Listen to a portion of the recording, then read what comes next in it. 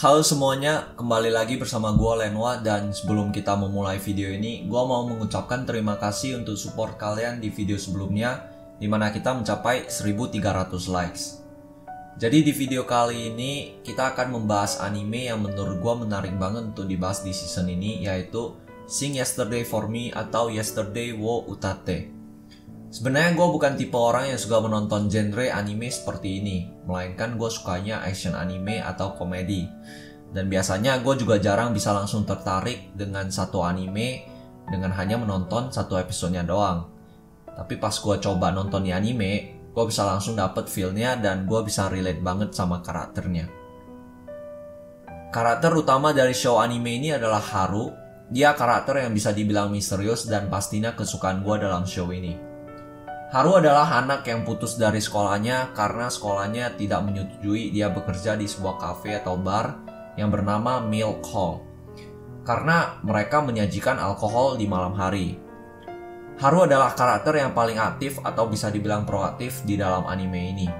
Walaupun dia sudah tertolak oleh Rikuo secara langsung, dia tetap berusaha untuk secara konsisten dan terus-menerus mencoba menemui Rikuo setiap harinya.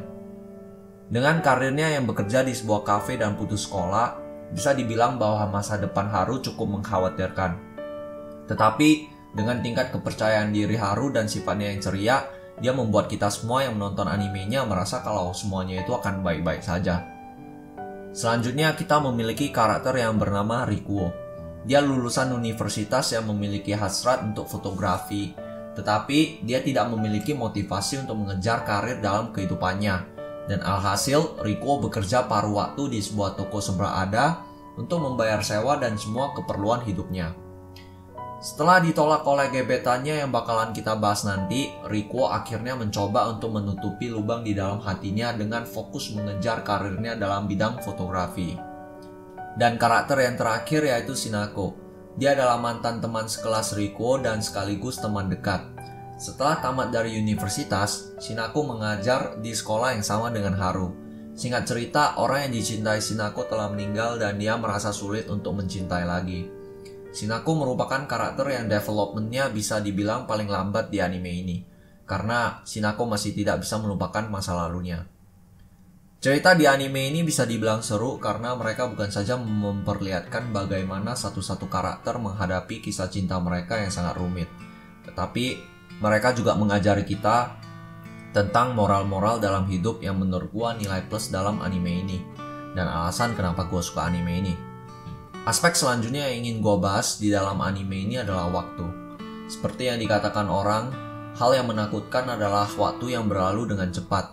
Waktu itu kejam dan tidak akan berhenti. Bahkan jika kita memohon untuk menghentikannya, jarum jam akan tetap berputar dan waktu akan tetap bergerak maju.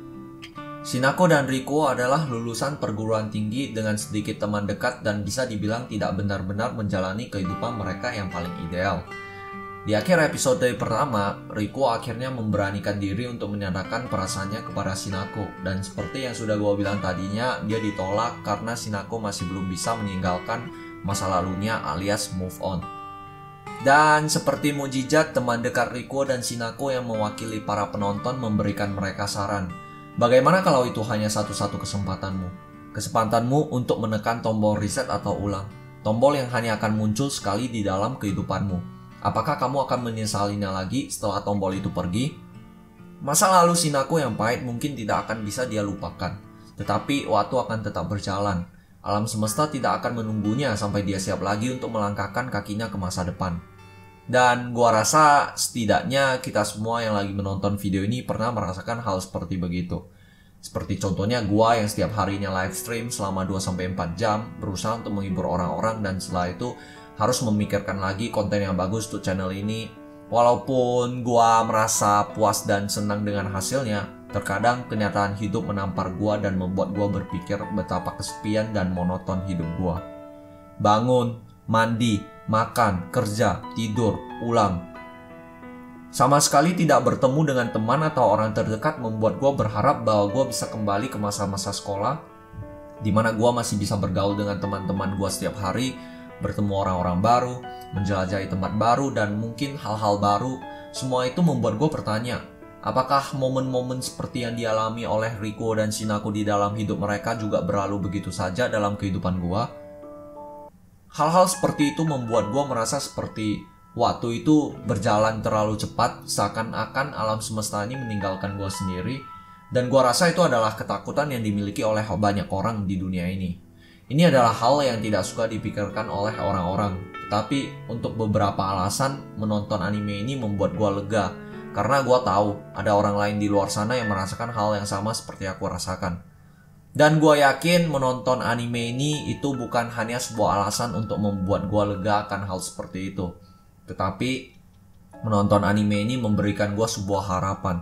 Harapan karena gue tahu sebelum endingnya anime ini, semua rintangan hidup ataupun masa lalu yang membuat mereka tidak bisa melihat ke depan akan lenyap. Dan mereka semua akan melangkah maju ke masa depan yang lebih cerah. Dan bahkan, walaupun mereka sudah melangkah ke depan, seseorang akan tertinggal.